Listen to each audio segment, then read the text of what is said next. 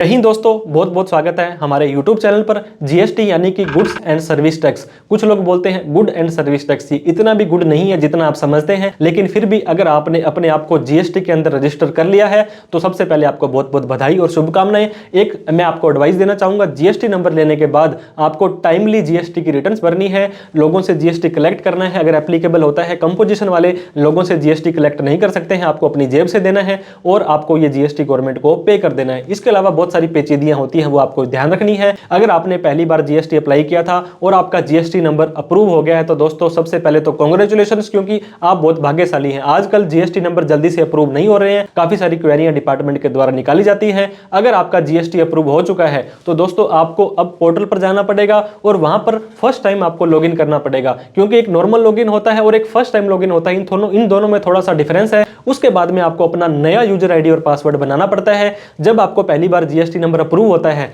तो आपका user ID और पासवर्ड ईमेल पर आ जाता है, वो यूज करेंगे। उसके बाद में नया यूजर आईडी पासवर्ड आपको बनाना पड़ेगा और उसके बाद में ही आप अपने पोर्टल पर लॉगिन कर पाएंगे। इस वीडियो के अंदर हम आपको बताने वाले हैं आप अपना फर्स्ट टाइम जीएसटी का लॉगिन कैसे कर सकते हैं। तो देर ना करते हुए चलिए दोस्तों वीडियो को स्टार्ट करते हैं।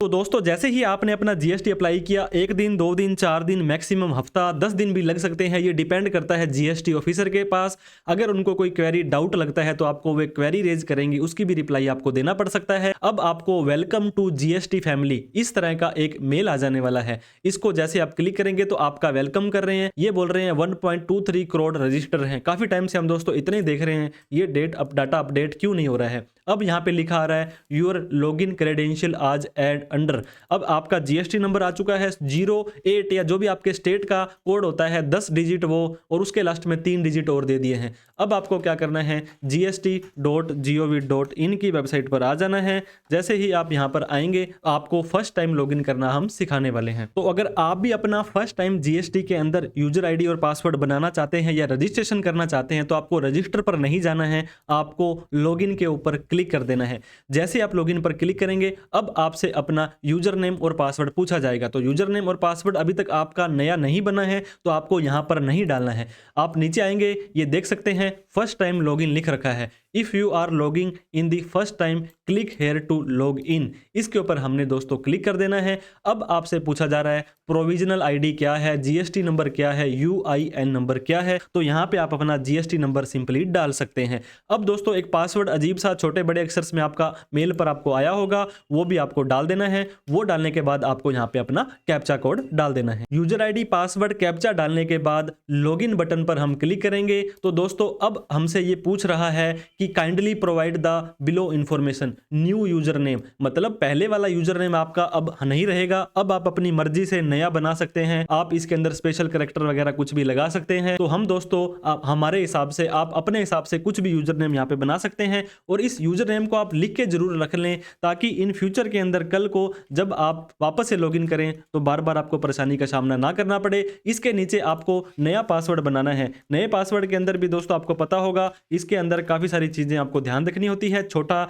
Small character, large character, special character, उन सभी को ध्यान देंगे। देने के बाद में सबमिट बटन पर आपको सिंपली क्लिक कर देना है। जैसे आप क्लिक करेंगे अब आपको यह बोलता है user name and password have been successfully created, kindly login using these credential. ये बोलता है कि अगर आपने अपना लॉगिन आईडी बना लिया है तो अब आपने जो नया लॉगिन आईडी और पासवर्ड बनाया है उसकी सहायता से आपको अब यहाँ पे लॉगिन करना है। तो अब हम यहाँ पे अपना नया जो यूजर ने बनाया था वो डाल देते हैं और उसके बाद में नया पासवर्ड डाल के कैप्चा कोड डालने के बाद में लॉगिन पर क्लिक कर देंगे।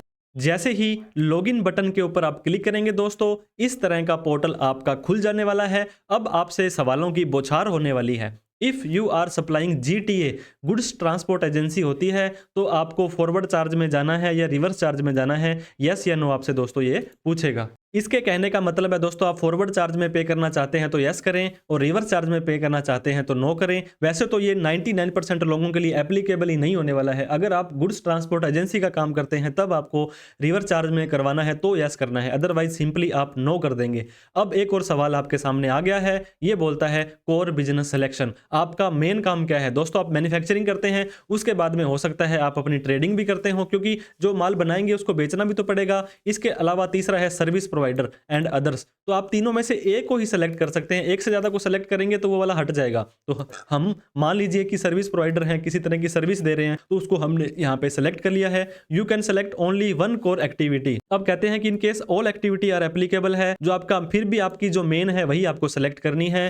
तो इस तरह से हमने सबमिट बटन पर क्लिक किया। अब एक और सवाल या वार्निंग हमारे पास आ गई है। ये कहते हैं रूल 10A है एक, वो कहता है आपको अपना बैंक अकाउंट ऐड करना है 45 दिन के अंदर अंदर। नहीं करते हो 45 दिन के अंदर अंदर तो हम आपका ये डाटा सारा फ्रीज कर देंगे। आप यहां पर किसी भी तरह का कोई लेन देन लॉगिन रिटर्न नहीं भर पाएंगे। लॉगिन तो हो जाएगी, उसके बाद में इस तरह की वार्निंग आ जाएगी। अब ये वार्निंग आपको आई है, कुछ भी बैक करने नहीं दे रही है, तो एक बार आपको फाइल अमेंडमेंट पर भी क्लिक कर देना है ताकि आप अपना पोर्टल पर वापस से आ जाएं। अब आपको वो दिखाने लग गया है। अब फिर से हम डैशबोर्ड पर आ जाते हैं। तो जैसे ही डैशबोर्ड पर आए तो दोस्तों इस तरह का हमारा ये जो जीएसटी का पोर्टल डैशबोर्ड आ गया है। जीएसटी की returns, e way bill, e invoice, accounting, बहुत सारी डिटेल आपको इस वीडियो पे हमारे चैनल पर मिलती रहेगी। इस तरह से दोस्तों आप अपने जीएसटी का पोर्टल फर्स्ट टाइम लॉगिन कर सकते हैं।